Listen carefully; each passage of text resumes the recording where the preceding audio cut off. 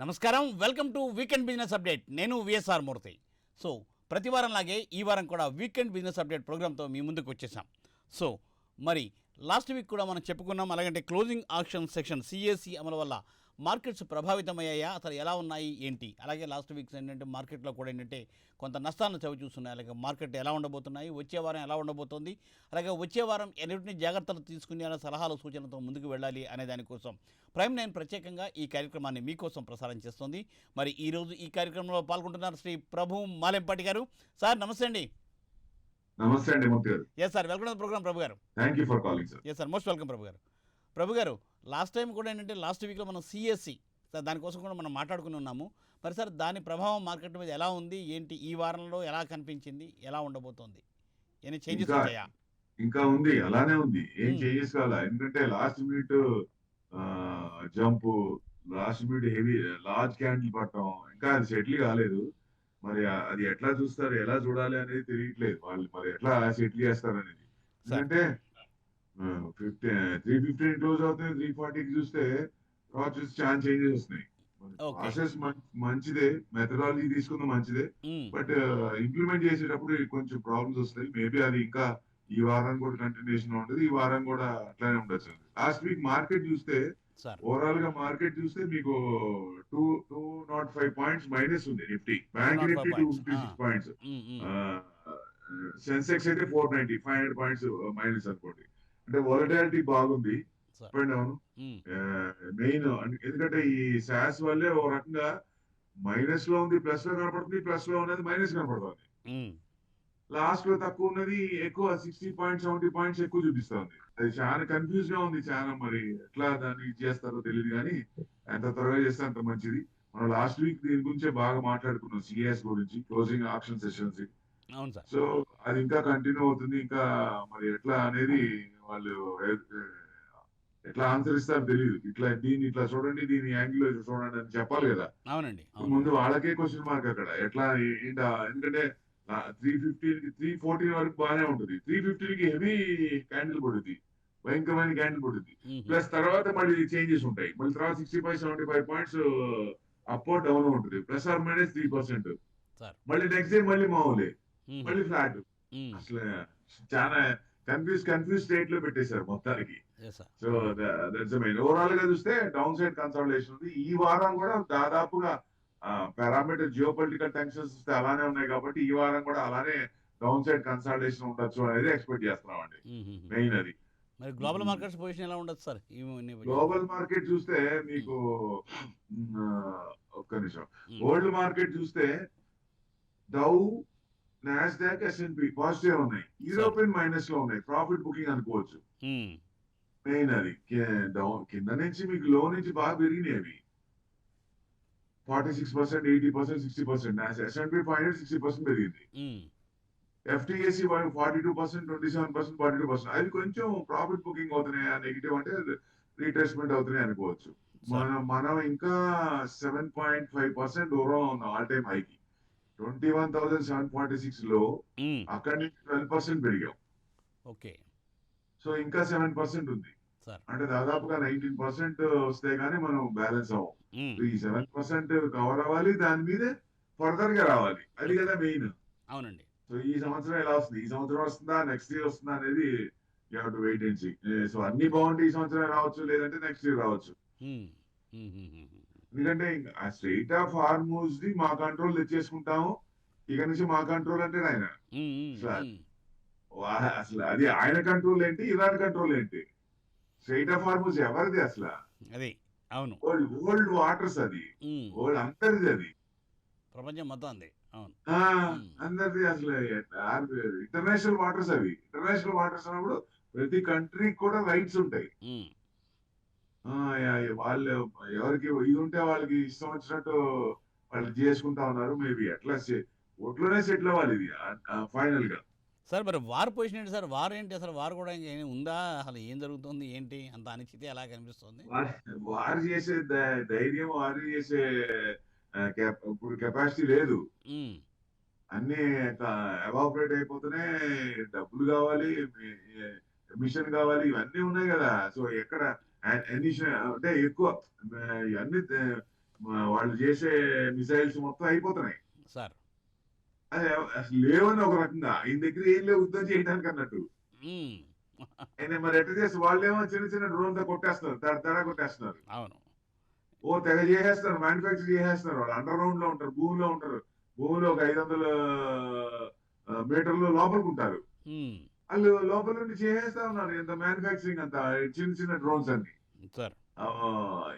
అట్లా అది మెయిన్ అన్నమాట. ఈ చాలా ఎందుకంటే యుఏఈ కూడా అక్కడున్న కంట్రీస్ వెస్ట్ ఏషియా కంట్రీస్ కూడా ఇరాన్ తో ఒక రకంగా యుఎస్ తో ఇంకా మనకి అంత ఇది లేదు. హ్మ్. యూరోపియన్ చూసాం కదా ఎట్లా చేశారో వాళ్ళు. సో అందుకనే ఇరాన్ ని కొంచెం మెప్పించుకునే ఇది కనపడుతోంది. అలాగే వాళ్ళతో అనిపిస్తుంది. సెటిల్ అవును. చేసుకునే ఇది కనపడుతుంది అక్కడ.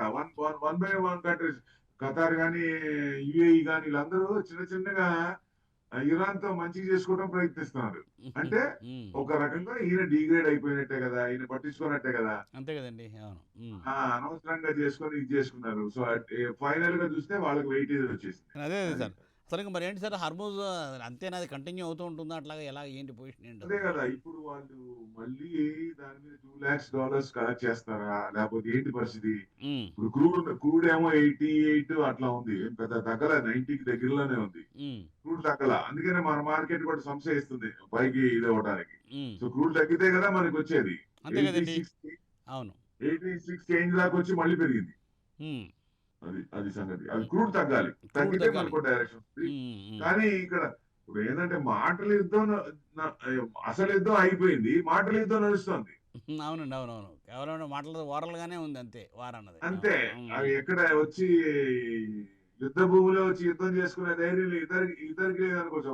అసలు ఇరాన్ అయితే అసలు ఆగనే ఆగట్లేదు అనుకోండి. అది వేరే విషయం. హ్మ్. ఇప్పుడు వీళ్ళకైతే కొంచెం డౌటే. ఎట్టి పరిస్థితుల్లో ఎదురినట్టే ఒక రకంగా చూస్తే. అదే. హ్మ్. ఒకప్పుడు వెనిజులా ఎట్లా అయిందో హ్మ్. ఆహ్, ఆహ్, వేరే కంట్రీస్ ఒకటి ఆఫ్ఘనిస్తాన్ అనుకుంటా. ఆఫ్ఘనిస్తాన్ అని ఇంకో కంట్రీ ఉంది. ఆ ఆ 2 కంట్రీస్ కూడా ఇది థర్డ్ కంట్రీ. బహుశా ఇది థర్డ్ టైమ్ వాళ్ళు ఫెయిల్యూర్ అవ్వడం. ఓకే. అంటే ఆహాహాహా! యుఎస్ ఆర్మీ పెద్దది కదా! అదేనండి. ఆర్మ్స్ ఎక్కువ ఉంటాయి. హ్మ్. అలాంటి వాళ్ళు ఇలాంటి పరిస్థితిలో ఓడిపోవడం. అందుకే అనేది హ్మ్. అన్నీ ఉంటే అణిగిమని ఉంటేనే కరెక్ట్ ఉంటది. లేకపోతే చూడండి ఎట్ట అయిపోతది. ఇలాగే అవుతది నా చివరికి. నా దగ్గర ఎక్కువ ఊహించడం ఇట్లానే ఉంటుంది. చివరికి ఏదో మంచి బుద్ధి అవును. చెప్పారు వాళ్ళు. హ్మ్. మామూలుగా కాదు. అవును.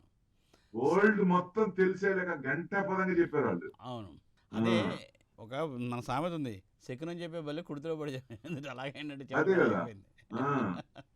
అలాగే అయిపోయింది చివరికి. అవును. చక్కగా మంచిగా కంట్రీస్ అందరికి వాళ్ళకి డబ్బులున్నాయి. వేరే డబ్బులున్నాయి అంతా, కంట్రీస్ అసలు చిన్న అందరూ చిన్న కంట్రీస్ భయపడేవాళ్ళు ఇదివరకు అమెరికా అంటే అందరూను. హ్మ్. మంచిగా చేసుకొని వాళ్ళనేదో పైకి తీసుకొచ్చి వాళ్ళకి కావాల్సింది చేసుకుంటే అదొక రకం గాని, అవును. హింసించి, పీడించి మేము చెప్పినవి చేయాలి, హుకుం జారీ చేస్తాం. నేను హ్మ్. పట్టిన దానికి మూడే కాళ్ళు అంటే ఎంతకాలం వింటారు? ఎంతకాలం ఉంటారు? చేస్తారు. బ్లాక్‌మెయిల్ చేస్తుంటే ఎన్నాళ్ళు ఉంటారు. అవునండి. అవును. ఎన్నాళ్ళు చేస్తారు? హ్మ్. ఎన్నాళ్ళు భరిస్తారు? అదే పిల్లైన రూమ్‌లో పడేసి కొడితే మళ్ళీ ఏదో ఒక రోజు ఎదురు తిరుగుద్ది. ఏదో జరుగుతుంది తప్పనిసరిగా. అవును. ఆ! అదే పరిస్థితి అయింది ఇప్పుడు. వాళ్ళు చూడండి అసలు ఇరాన్ ఎంత యూఎస్ ముందు హ్మ్. అవును. అంత చిన్న కంట్రీ ముందు ఓడిపోవటం అంటే దారుణం కదా! చాలా చాలా అన్నెసెసరీ లేనిపోయింది తీసుకొచ్చి మెడలో వేసుకున్నట్టు వాళ్ళు. అవును. అవును. దానికి పోయి దాన్ని ఇక్కడ ఎత్తుకుపోయి ఉంటారు. ఇదంతా బానే ఉంది. హ్మ్. అయినా గాని అక్కడ జనం ఇంకా సైలెంట్‌గా ఉన్నారండి. నిజంగా హ్యాట్స్ ఆఫ్ అండి వాళ్ళకి. నిజంగా హ్యాట్స్ ఆఫ్. అంటే ఇంత ఎందుకునో చేస్తున్నా వాళ్ళు కానీ రియాక్ట్ కావటం లేదు సార్ మరి? అంటే ఓన్లీ అస్సలు రియాక్ట్ ఓటుతోనే రియాక్ట్ కావట్లేదండి. అవుతారా? ఓటుతోనే అసలు రియాక్ట్ అవుతారంటారా? ఏంటి అసలు అలాగా? యాక్చువల్‌గా హ్మ్. 2 వేస్ ఉంటాయి. Respond or react. Hmm. Hmm. Respond అన్నా కావాలి కదా! కనీసం రెస్పాండ్ రియాక్ట్ లేదు, రియాక్ట్ కాకపోయింది. లేదు. 2 లేవు. అవును. హ్మ్. 2 లేవండి బాబు. అవును. అటు లేదు, ఇటు నిజంగా లేకుండా ఉంది. అదే నిజంగా కదా! వాళ్ళకి నమస్కారం పెట్టొచ్చు. ఏమో సార్ మరి ఆ వ్యూహం ఏంటో మనకు అలా అనిపించట్లే కదా! మరి ఏమన్నా రేపు సెప్టెంబర్‌లో ఏమైనా ఏం చేస్తారా మరి ఏంటి? మరి ఏం వ్యూహం అండి. అంత ఇబ్బంది పడుతుంటే మనం హ్మ్. మనం మందులు కొనుక్కున్నా, ఏది కొనుక్కున్నా నేను టారిఫ్‌లు వాళ్ళకేస్తున్నామన్నా మనం ఎక్కువ పెట్టి కొనుక్కోవాల్సొస్తుంది. అల్టిమేట్ ఎండ్ యూజర్ ఎవరు ఇబ్బంది పడుతున్నారు? ఆఫ్‌కోర్స్. అవును. మరి అది వాళ్ళే గదా! హ్మ్. ఎందుకంటే ఇప్పుడు మనకేంటంటే మన ప్రాబ్లమ్ ఏంటి? మనకి టాక్స్‌లు పెంచితే వేరే కంట్రీస్ నుంచి టాక్స్ లేని కంట్రీస్ అదే ప్రొడక్ట్ అక్కడి నుంచి వస్తే తక్కువ రేట్‌కొస్తది. తక్కువ రేటుకొస్తుంది. అవును. బిజినెస్. హ్మ్. కానీ ఎక్కడి నుంచి ఏ కంట్రీ నుంచి వచ్చినా టాక్స్ ఉంది గదా! హ్మ్. అంతే కదండీ మరి. టాక్స్ అయితే తప్పదు కదా! టాక్స్ ఆ తప్పదు. హ్మ్. Talks extra Trump tariff tax ఉంది గదా! మరి ఆ టాక్స్ ఎక్కువ కట్టాల్సింది ఎవరండి? మీరే అవును. గదా! హ్మ్. మరి మీరెందుకు సైలెంట్‌గున్నారు? ఇంతకాలం సైలెంట్‌గా ఎందుకున్నారు? అవును. అంటే అంత భయమా? రైట్ టు రికాల్ లేదా మీ దగ్గర? అయ్యో మరి యూజ్ చేయటం లేదా, లేదంటే ఎందుకు మాట్లాడట్లేదు, ఎందుకు సంఘటితం కావటం లేదో అర్థం కావటం లేదు. ఆ, అసలు ఇంత ఇంత ఇప్పుడు వాళ్ళ కంట్రీ వరకు చేసుకుంటున్నారంటే అది వేరే విషయం. 195 దేశాలు ఇబ్బంది పెడతాం ఏంటండి బాబు? ఉమ్, అవును 195 దేశాలు ఇబ్బంది పెట్టడం ఏంటి దారుణంగా? నా ఇష్టం వచ్చినట్టు చేస్తాను, నేనే నేనే రాజు నేనే మంత్రి అన్నట్టు. అవును. అది మరి కరెక్ట్ కాదు, మరి అది ఎందుకు మరి అట్లాగా ఇది చేస్తారు సార్? సార్ మరి ఈ నేపథ్యంలో సార్ లాస్ట్ వీక్ మార్కెట్స్ ఎలా ఉండే సార్? లాస్ట్ వీక్ మార్కెట్స్ అదే మనం అనుకున్నాం కదా, ఉమ్, మీకు టోటల్ గా చూస్తే 205 పాయింట్స్ మైనస్. అంటే జనరల్ గా, అంటే ఇక్కడ చెప్పడానికి కూడా లేదండి. ఆ శాస్ వల్ల ఉమ్, 350 క్లోజ్ పాజిటివ్ అయిన తర్వాత నెగిటివ్ వస్తుంది, నెగిటివ్ క్లోజ్ అయిన తర్వాత పాజిటివ్ వస్తుంది. ఓకే. ఆ, ఆ, ఆ, చాలా చాలా కన్ఫ్యూజ్ స్టేట్ లో ఉంది అసలు. ఇప్పుడు ఎక్కడ ఈక్విటీ ఆగిపోయిన తర్వాత మళ్ళీ ఫ్యూచర్స్ లో ఉన్న ఈక్విటీలో ఉన్న స్టాక్, ఫ్యూచర్ లో ఉన్న స్టాక్స్ ఈక్విటీలో ఉన్నప్పుడు ఆ స్టాక్స్ అన్ని మూవ్మెంట్స్ వస్తాయి. ఉమ్, దాని వల్ల మళ్ళీ మారుతోంది. అసలు కన్ఫ్యూజ్ అనమాట. అంటే ప్లస్ ఉన్న మైనస్ అవుతుంది, మైనస్ ఉన్న ప్లస్ అవుతుంది. అంటే ఒక రకంగా లాస్ట్ మినిట్ లో 100 పాయింట్స్ అంటే పుట్టు షార్ట్ చేశాడు అనుకోండి, వాడి పరిస్థితి ఏంటి? పోనీ పెరిగింది తగ్గింది అనుకోండి, బై చేశాడు అనుకోండి, పరిస్థితి ఏంటి? ఉమ్. అంత అంత చేంజెస్ కనబడుతున్నాయి. మరి అంత జనాలు ఈ రకంగా ఇబ్బంది పెడతారు అనుకోవాలి. సెబీ, ఎక్స్చేంజ్ కూడా, ఎన్ఎస్సి కూడా ఈ రకంగా ట్రైల్ లేకుండా వచ్చి అంటే కన్ఫ్యూజ్. ఇప్పుడు మేము చెప్పడానికి కూడా లేదు, ఎందుకంటే ఉమ్, కనీసం వాళ్ళకన్నా తెలుసా పోనీ ఎందుకు అంత తేడా వస్తుంది అనేది. 1 ఓకే. మినిట్ లో అంత తేడా ఎందుకు వస్తుంది అనేది. ఉమ్, ఉమ్, ఉమ్, ఉమ్. లాస్ట్ 1 మినిట్ లో 7 days నుంచి ప్రతి రోజు కూడా అదే కనబడుతుందండి. Okay. Jump um, either plus or minus. Okay. ఏదో ప్లస్ ఆర్ ట్రేడర్ మైనస్ అంతే. ట్రేడర్స్ ఇబ్బంది పడతారు, ట్రేడర్స్ ఇబ్బంది పడతారు. అదే అదే అంటే ఎలా ముందుకు ఇన్వెస్టర్స్ కి, వెళ్ళాలనేది వాళ్ళకి స్ట్రాటజీ తెలియదు ఇంకప్పుడు. అవును, ఇన్వెస్టర్ కి ఏం బాగాలేదు. ఇన్వెస్టర్ కి ఇంకా బాగాలేదు. ఇన్వెస్టర్ కి, మ్యూచువల్ ఫండ్ ఇన్వెస్టర్ కి హ్యాపీ కదా. ఉమ్, క్లోజింగ్ రేట్ మీదే యాంపీ ఎన్ఏవి ఇస్తుంది, net asset value. Net asset value. ఆ క్లోజింగ్ రేట్ మీదే వచ్చినప్పుడు పెరిగి వస్తుంది కదా. అవును. ఇవాళ మీరు రిడెంప్షన్ చేశారనుకోండి, ఇవాళ ఇవాళ పంపించారు అంటే ఫ్రైడే మార్కెట్ ఉంది, ఫ్రైడే మార్కెట్ ఏదైతే క్లోజింగ్ అయిందో ఆ క్లోజింగ్ రేట్ మీరు తీసుకున్నప్పుడు ఆ క్లోజింగ్ రేట్ 100 పాయింట్స్ చూపిస్తుంది అనుకోండి లాస్ట్ మినిట్ లో, ఉమ్, అది మరి ప్లస్గా. అవును. ఆ 1% 2% ప్లస్ చూపించినట్టే కదా. అవన్నీ మ్యూచువల్ ఫండ్స్ లో ఉన్నవాళ్ళు, ఆల్రెడీ ఉన్నవాళ్ళు వాళ్ళకి హ్యాపీ. అంటే కొత్తగా వచ్చిన వాళ్ళకి ఎక్కువ రేటు పెట్టుకోవాల్సి వస్తుంది. కొత్త కొనేవాళ్ళు అదే సార్. అంటే ఏంటంటే అనేది ఏదైనా పెరుగుతుంది వ్యూహమా కదా అలాగా, 2%. అలా వ్యూహం అంటారా ఏంటంటే మ్యూచువల్ ఫండ్స్ని ఎంకరేజ్ చేయడం కోసం ఇలాంటి వ్యూహమా లేవండి? ఏం వ్యూహం అండి సార్, మీరు భలే ఉన్నారు. ఉమ్, నేను కొత్తగా జాయిన్ అవుతుంటే నేను 2% ఎక్కువ పెట్టుకోనుకుంటే ఏంటి వ్యూహం దాంట్లో? అదే అంటే మనం ఎగ్జిస్టింగ్ వాళ్ళకి అనుకున్నట్టు ఏమైనా సపోర్ట్ చేయాలని అలా ఏమైనా చేశారు? అట్లా ఏం అలా ఉండదు కదా. లేదండి. ఎక్కువ పెట్టుకోనుకోవడం ఎక్కువ వాళ్ళు పెట్టుకోవడం సపోర్ట్ కరెక్ట్ కాదు. అవును. సపోర్ట్ సపోర్ట్ చేయాలంటే ఏం చేయాలి? ఎంకరేజ్ చేయాలి యాక్చువల్గా. అంటే ఏం చేయాలి? తగ్గించాలి. ఉమ్, ఇప్పుడు అంటే మాన్యువల్ అని కాదు, ఉమ్, తగ్గితే ఉమ్, నేను తక్కువ రేట్లో కొనుక్కుంటా, నాకు అది హ్యాపీ కదా. అవును. అవును. నేను ముందుకు 5 వస్తారు కూడా రేట్లో కొనుక్కుంటే కొనుక్కోవడానికి. నాకేం హ్యాపీ. అవును. సో వాళ్ళు నష్టపోతున్నారు, వీళ్ళు హ్యాపీగా ఉన్నారు, ఉమ్, ఆల్రెడీ ఉన్నాళ్ళు. ఉమ్, సో ఈక్విటీ వాళ్ళకేమో ఒక డైరెక్షన్ తెలియట్లేదు. ఇది ఎటు ఎటు పోతుంది, ఇటు ప్లస్ పోతుందా మైనస్ పోతుందా, ఎటు పోతుందా తెలియట్లేదు. తెలియట్లేదు. మైనస్ ప్లస్ 350 316 ఎవరైనా ఫోన్ చేశారనుకోండి, మార్కెట్ ఏంటి వాళ్ళు ఎంత పాయింట్ ప్లస్ అంటే కరెక్ట్ ఆ టైం చెప్పం, 340 తర్వాత చేయండి అని చెప్పాల్సి వస్తుంది. ఓకే. 340 తర్వాత చేయండి, అప్పుడు పర్ఫెక్ట్ తెలుసు అని చెప్పాల్సి వస్తుంది. కన్ఫ్యూజ్ స్టేట్ లో ఉందండి మొత్తానికి. మరి వాళ్ళు సార్ అట్లా మరి చేశారు. మరి నెక్స్ట్ వీకెండ్ మార్కెట్ లెవెల్స్ ఎట్లా ఉండొచ్చు ఉంటే మరి ఈ నేపథ్యంలో? అంటే ఈ డౌన్ సైడ్ కన్సల్ట్ ఎందుకంటే ఉమ్, వరల్డ్ మార్కెట్ చూస్తే యుఎస్ మార్కెట్స్ పర్వాలేదు, ఆ, యూరోపియన్ మార్కెట్ మైనస్ లో ఉంది, ఉమ్, ఆ, ఓ, జపాన్ కూడా పాజిటివ్ ఉంది. వరల్డ్ మార్కెట్ అన్ని పాజిటివ్ ఉన్నాయి. ఎందుకంటే మనదే ఇబ్బంది పడుతున్నాం. వాళ్ళు మనల్ని ఇబ్బంది పెడతారు, వాళ్ళేమో మంచి రన్నింగ్ లో ఉంటారు, మనమేమో ఇబ్బంది పడతాం. అవును. ఇబ్బంది పడుతుంది, మనమేమో పెరగటలేదు. వరల్డ్ ఏ మార్కెట్ అయినా హ్యాపీగా ఉంది, మనమే ఇబ్బంది పడుతున్నాం. ఇదేంటో కర్మ. అవునండి. మన అవును. మార్కెటే మన ఎందుకు పెరగట్లేదు అర్థం కాదు. ఉమ్, మళ్ళీ మన జీడిపి చూసినా, మన ఇన్ఫ్లేషన్ చూసినా, ఇంట్రెస్ట్ రేట్ చూసినా అన్ని ఆర్బీఐ అనుకున్న రేట్ లోనే ఉంటాయి. అన్ని ఉమ్, Q1 బ్రహ్మాండంగా వస్తాయి. కానీ మన వాళ్ళు ఫాలో అవ్వాలి, వాళ్ళేమో ఇష్టం వచ్చినట్టు చేస్తారు అక్కడ. ఉమ్, అది అసలు యుఎస్ కి డిటాచ్ అవ్వాలండి ఎట్టి పరిస్థితుల్లో. We should not follow that US. ఇప్పుడు మంచి చేస్తున్నప్పుడు ఫాలో అవ్వచ్చు. ఉమ్. ఎవరన్నా మీరు చెడు చేస్తుంటే వాళ్ళు ఫాలో అవ్వని చెప్తారు ఎవరన్నా? అంతే కదండి. అవును. అవును. ఆ, మీకు ఈ రకంగా చెడు చేస్తుంటే why should we follow them? అవును. వాళ్ళు ఎందుకు ఫాలో అవ్వాలి అసలు? అంటే ఇక్కడ ఏమవుతుందంటే డాలర్ డ్రీమ్స్, ఇండియన్ వాళ్ళకి డాలర్ డ్రీమ్స్ అని పిచ్చి పట్టిందండి. ఉమ్, ఏంటంటే middle and lower middle class కాబట్టి డబ్బులు కావాలని ఆశ ఉంటుంది, అది వేరే విషయం. ఉమ్, కానీ ఈ డాలర్ డ్రీమ్స్ అనే దానికి చాలా నెగిటివ్స్ ఎక్కువ ఉంటాయి పాజిటివ్ కంటే. ఓకే. ఉమ్, ఉమ్, పిల్లలు ఒక రకంగా మాట వినేటట్టు లేరు, ఆడపిల్లలు అస్సలు మాట వినేటట్టు లేరు. వాళ్ళు ఇదివరకు తలకాయ ఉంచుకొని తలకాయ పెంచే పరిస్థితి ఉండేది, అడిగినప్పుడే మాట్లాడే పరిస్థితి ఉండేది. ఉమ్, ఇప్పుడు అట్లా కాదు, తల్లిదండ్రులకు ఎదురు తిరిగే పరిస్థితి వస్తుంది. మాకు ఇది కావాలి, మాకు ఇంతే, నేను ఇంతే అన్నట్టు ఉంది.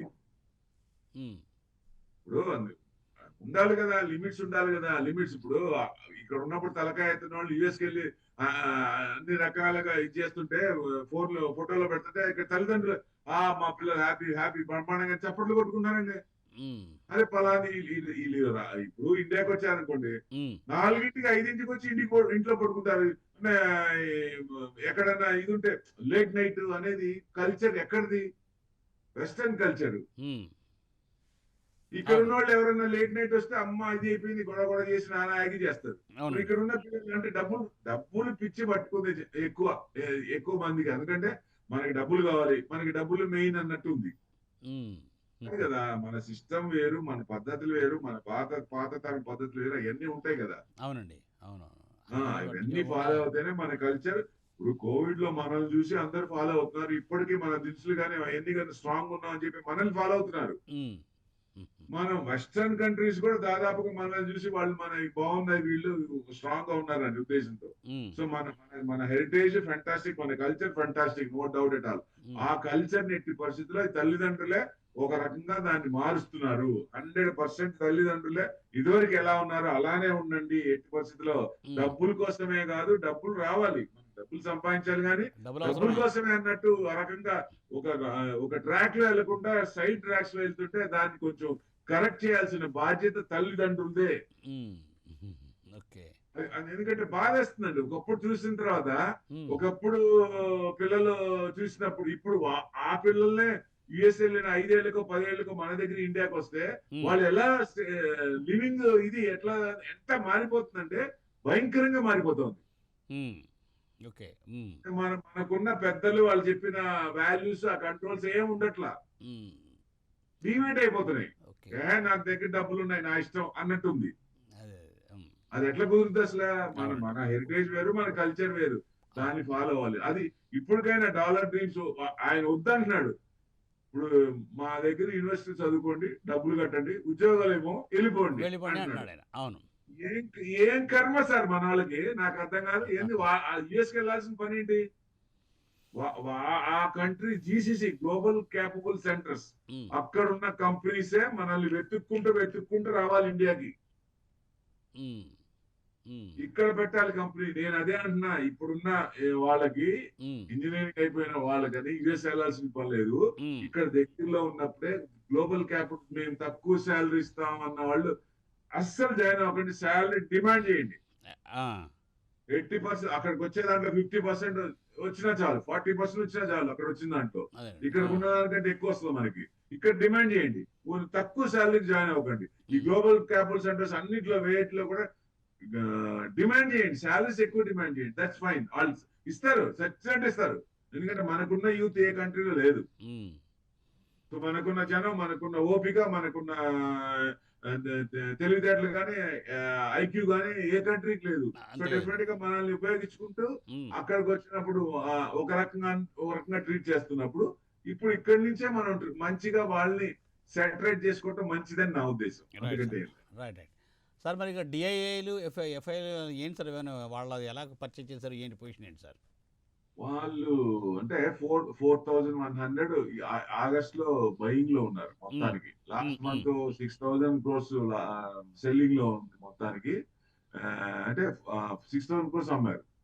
అంటే డిఐస్ 35,000 క్రోర్స్ కొన్నారు లాస్ట్ జూలైలో. ఉమ్, ఉమ్, ఇప్పటికి 4,000 క్రోర్స్ ఎఫ్ఐఎస్ చిన్నగా సెల్లింగ్ లో నుంచి బయింగ్ వస్తున్నారు. ఓకే. ఉమ్, అది 17 క్రోర్స్ డిఐస్ కొన్నారు ఇప్పటిదాకా ఆగస్ట్ లో కూడా. సార్. దాదాపు 20 పాయింట్స్, ఇప్పటికి యావరేజ్ 20 పాయింట్స్ మైనస్ లో ఉంది మార్కెట్. ఉమ్, లాస్ట్ మంత్ 518 పాయింట్స్ పెరిగింది. సో అది అది మెయిన్ అనమాట. అంటే బయింగ్ చిన్నగా ఎఫ్ఐఎస్ అనేది బయింగ్ జోన్ కి వస్తున్నారు. వాళ్ళు కొంచెం సెటిల్ చేసుకుంటే వాళ్ళకి కొంచెం ఏదైనా ట్యాక్స్ హోప్స్ కానీ ఇట్లాంటిది అందిస్తే డెఫినెట్ గా మళ్ళీ వెనక్కి వచ్చే ఛాన్స్ ఉంటుంది. మన ఇది చూస్తే మనకి క్రూడ్ ఒకటే 7% పెరిగిందండి. 88.60 క్లోజింగ్.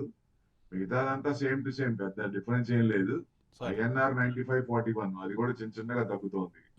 సో ఐఐపి 4.9, జిఎస్టీ కూడా 2,11,205, 2 లక్షలు. జిఎస్టీ చూడండి ఎంత పిండుతున్నారు. మన మిడిల్ క్లాస్ వాళ్ళని ఎంత పిండుతున్నారు చూడండి. 2,11,000 లక్షల కోట్లు కడుతున్నాం. ఏంటి సార్ అది? టూ మచ్ కదా. ఇప్పుడు సార్ ఏంటి సార్ మరి ఈ ఫిగర్ చూస్తే మనకు మనకి ఇంత జిఎస్టీ వచ్చింది, మనకు అంత జిఎస్టీ వచ్చింది అనుకోవటం కాదు. మీరు జనాల్ని ఒక రకంగా హింసిస్తున్నారు, ట్యాక్స్ కోసం హింసిస్తున్నారు. ఎందుకంటే మీకు మీ గవర్నమెంట్ ఇది చేసుకోవాలంటే ఏదన్నా ఇప్పుడు డిస్కౌంట్లు ఇవ్వటం అన్నా, ఏదైనా చేయాలన్నా ఇలాంటివే కదా, ట్యాక్స్ ఎక్కువ కలెక్ట్ చేయాలని. అంతే కదండి. అది డిస్క్రిమినేషన్ ఎక్కువ తెలుస్తోంది. అంటే పేదవాళ్ళకి పెద్దవాళ్ళకి డిఫరెన్స్ అనేది తెలిసిపోతుంది. ఊరికనే ఇప్పుడు కోర్టే చెప్పింది ఇలా ఫ్రీ బీస్ ఇచ్చుకుంటా పోతే అన్యాయం అయిపోతారు, మనం కంట్రీనే అయిపోద్దని. సో ఫ్రీ బీస్ పోవాలండి, 80% ఫ్రీ బీస్ పోవాలి. ఎందుకంటే ఎవరికైనా సరే మంచిగా ఉన్నప్పుడు డెఫినెట్ గా చిన్న చిన్నగా ఇదిగిపోతుంటే మంచిగా ఉంటుంది. సో ఈ రకంగా ఫ్రీ బీస్ కంటిన్యూస్ గా ఎవరికి అవసరం వాళ్ళకి ఇవ్వటం కరెక్ట్. అవునండి, అది అన్నెసెసరీగా పోతుంది. సో దానివల్ల చాలా ఇబ్బంది పడాల్సి వస్తుంది. సో మనం ముందుకెళ్తలేదు. డబ్బులు వస్తున్నాయి, ఇంత 2 లక్షలు వస్తున్నాయి, ఎక్కడ ఉపయోగపడుతున్నాయి, దేనికి ఉపయోగపడుతున్నాయి, ఎక్కడ ఇంప్లిమెంట్ చేస్తారు, ఇన్ఫ్రా బ్రహ్మాండంగా చేస్తున్నప్పుడు. ఇప్పుడు లాస్ట్ 10 years 12 years నుంచి అన్ని ఇంప్లిమెంటేషన్ బ్రహ్మాండంగా ఉన్నాయి, నో ప్రాబ్లం, మంచిగానే ఉంది. ఇక ముందు కూడా అట్లానే ఉండాలి కదా. సో కానీ ఇండియాలో ట్యాక్స్ ఎక్కువ అని హెచ్ఎన్ఐ ఫీలింగ్ ఉంది బాగా. ఎఫ్ఐఎస్ కూడా బాగా విపరీతంగా ట్యాక్స్ చేస్తున్నారనే వాళ్ళే భీష్మించి కూర్చుంది. అందుకే కదా long term capital gains, short term capital gains, మళ్ళీ అదేని ఇదని ఈ ట్యాక్స్ లని ఆ ట్యాక్స్ లని వాళ్ళు భయంకరంగా ఉంటాయి. ఇట్లా ఉన్నాయి కాబట్టి అందరూ కొంచెం ఇదవుతున్నారు. ఇవన్నీ కూడా కొంచెం సెటరైట్ చేస్తే డెఫినెట్ గా మార్కెట్ మంచిగా పెరిగే ఛాన్సులు ఉంటాయి. Right sir. సార్ మరి నిఫ్టీ, బ్యాంక్ నిఫ్టీ ఎట్లా ఉండదు సార్? నిఫ్టీ ఇది నిఫ్టీ చూద్దాం. ఇప్పుడు మనకి ఏంటంటే సార్ 24,366 దగ్గర క్లోజ్ అయిందండి మొత్తానికి. అంటే యావరేజ్ ప్లస్ పెరిగిన తర్వాత తీసుకునేది 24,366. అంతకు ముందు అయితే తక్కువలోనే క్లోజ్ అయింది. సార్ ఇప్పుడు 24,500 అబౌవ్ ఉంటేనే ఒక రకంగా ఇది ఉన్నట్టు. 24,500 అబౌవ్, 24,500. సో ఇప్పుడు 24,500 పెరిగినప్పుడే కొంచెం చూడండి. 24,600 దగ్గర బాగా స్ట్రగుల్ అవుతుంది. అక్కడ పైకి వెళ్ళటానికి 2 times అక్కడికి వచ్చి పడిపోతుంది. ఓకే, 600 దాటట్లా, అది 600 దాటాలి. నెక్స్ట్ 25,102 మన అదే లెవెల్స్ అండి. 25,102 నెక్స్ట్ 25,600. 25,600 దాటిందా then next all time high, fresh all time high. అంటే మనం ఈ ఫస్ట్ లెవెల్ టచ్ అవుతున్నాం, మళ్ళీ పడిపోతున్నాం. ఓకే, వస్తున్నాం, మళ్ళీ ఏదో ఒకటి వస్తుంది. జియో పొలిటికల్ టెన్షన్స్ ఏదో ఒకటి వస్తుంది, ఏదో ఒకటి అంటారు. ఇక మేము అటాక్ చేసేయాలి, లాభం లేదని. అవును, ఏదో ఒకటి నెగిటివ్ గా మాట్లాడేదానికి మళ్ళీ కొంచెం ఇది అవుతుంది. క్రూడ్ పెరిగిపోతాం కానీ మనం ఇబ్బంది పడుతున్నాం. సో లెవెల్స్ అంటే డౌన్ సైడ్ చూసుకుంటే మీకు 24,270 కట్ అయితే కొంచెం కిందకి రావచ్చు. ఎక్కడ రావచ్చు అంటే మీకు 24,000 దాకా రావచ్చు. హైయర్ సైడ్ 24,500 అంటేనే హైయర్ లెవెల్ చూడాలి. 24,500 అబోవ్ ఉంటేనే. సో అబోవ్ కమింగ్ వీక్ కూడా కొంచెం కన్సల్టేషన్ మోడ్ లోనే కనపడుతుంది. ఎందుకంటే మరి అంటే ఆల్ ఆఫ్ ఏ సడన్ ఒక్కసారి సడన్ గా తెర మీదకి పాజిటివ్స్ అన్ని ఒకేసారి రావచ్చు. అలా వస్తే వేరే విషయం. కానీ జనరల్ ఇప్పటికి లాస్ట్ వీక్ క్లోజ్ అయినాక నెక్స్ట్ వీక్ ట్రెండింగ్ చూస్తే ఇక కొంచెం ఇంకా డౌన్ సైడ్ కన్సల్టేషన్ ఇంకా కంటిన్యూ అవుతుంది. 88 లో క్రూడ్ ఉంది కాబట్టి అదే కనపడుతోంది.